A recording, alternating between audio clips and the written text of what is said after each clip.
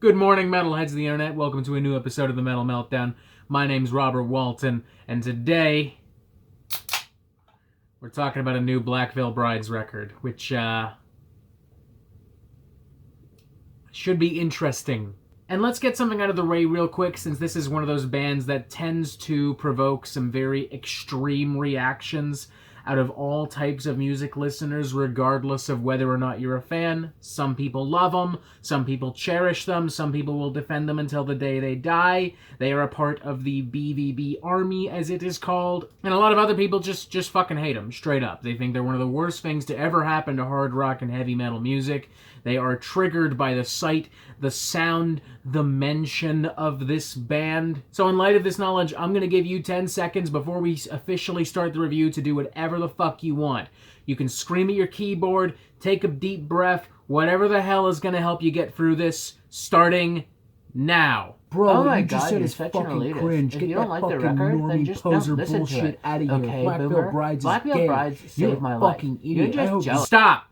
You good? You got that out of your system? Okay, let's talk about Restitch These Wounds from Black Veil Brides. And no, ladies and gentlemen, you did not hear me incorrectly. This is in fact a new version, a re-recorded version of the band's original studio album, We Stitch These Wounds, which has just turned 10 years old. And that's a weird fact for me to swallow, because I remember when this album came out. It was such a huge fucking hit. Every single kid I knew was listening to this record. Like, sure, there was Slipknot and Asking Alexandria, and I remember Escape the Fate being pretty popular in high school as well, but none of them were being praised by my peers of the time quite like We Stitch These Wounds. To say that I did not agree with my friends and classmates is an understatement.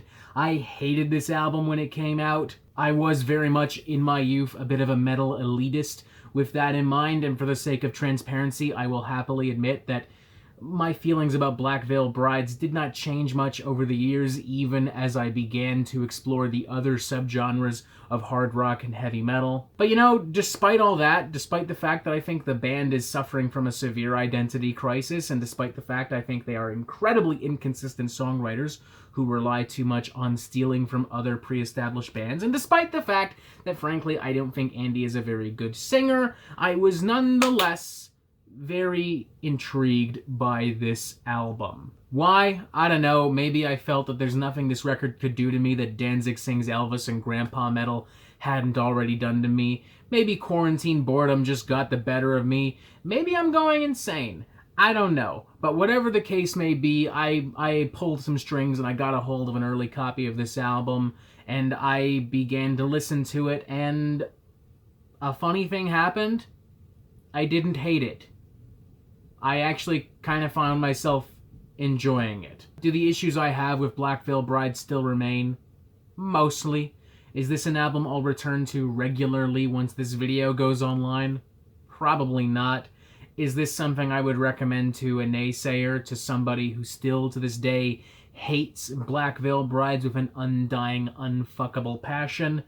Definitely not. But ultimately, I think Restitch These Wounds succeeds at what it wants and needs to be. It is a very accessible, surprisingly slick, and well-produced metalcore record that longtime die-hard fans of Black Veil Brides will absolutely go gaga over. And it does all of this not just by updating the original material, but by breathing new life into it, by treating it with the professional touch that We Stitch These Wounds, frankly, could have never had. Not because the band were impassionate or anything, but simply because they didn't have the money at the time. The first thing that really stands out to me about this album is how much better produced, mixed, and arranged this is in comparison to the original We Stitch These Wounds. That album was very quiet and reserved, the guitars felt muzzled, the strings felt synthetic, and the vocals were so far removed from the instrumentation that honestly,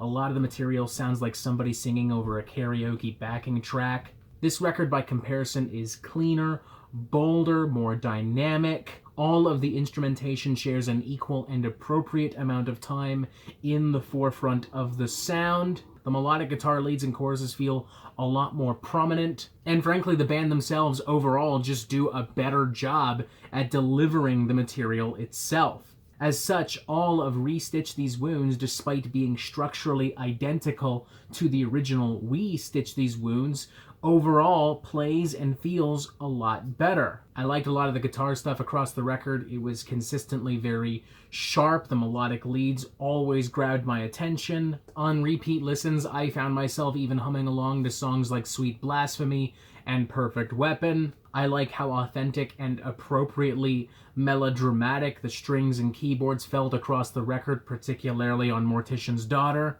And ironically, the track I hated the most on the original We Stitch These Wounds is now my favorite song on this version, Restitch These Wounds, the track Carolyn, which genuinely acts as a very lush and emotive closer to the album. There was a part of me that, to be honest, was even reeled in by the nostalgia of this album. I mean, I vividly remember when it came out. I vividly remember discussing it with my friends and listening to it with my friends and hating it, to be fair, but at the same time, it did bring back some interesting memories of some interesting people, and as disingenuous as it might sound, I almost have to give the record some points for that. My biggest issue ultimately comes from the fact that a lot of this material, while by no means terribly written, just isn't especially interesting. As powerful as the band's sound is on this record, it is not powerful enough to save some of the more generic and predictable metalcore songwriting on this record. Namely on tracks like All Your Hate,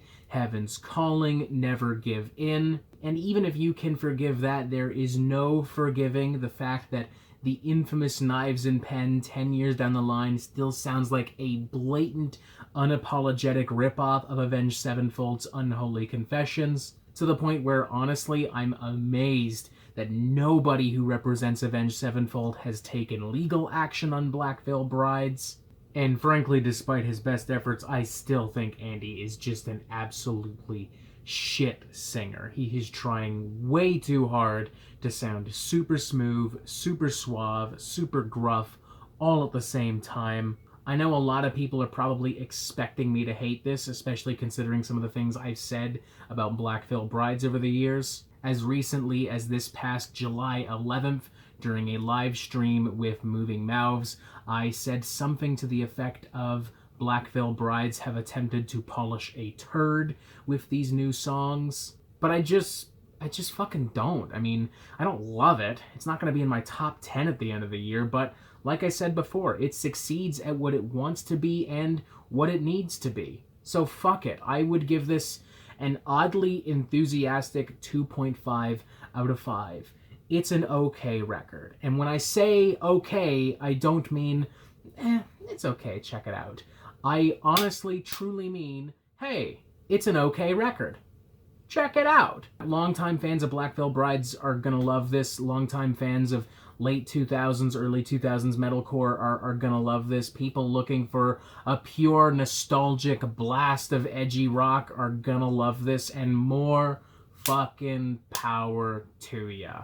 Black Veil Brides still have a long way to go if they want to win me over, but at the same time, I don't think they want to. I don't think they care. I think they're perfectly happy with the trajectory that they are on. The fans certainly are, at least.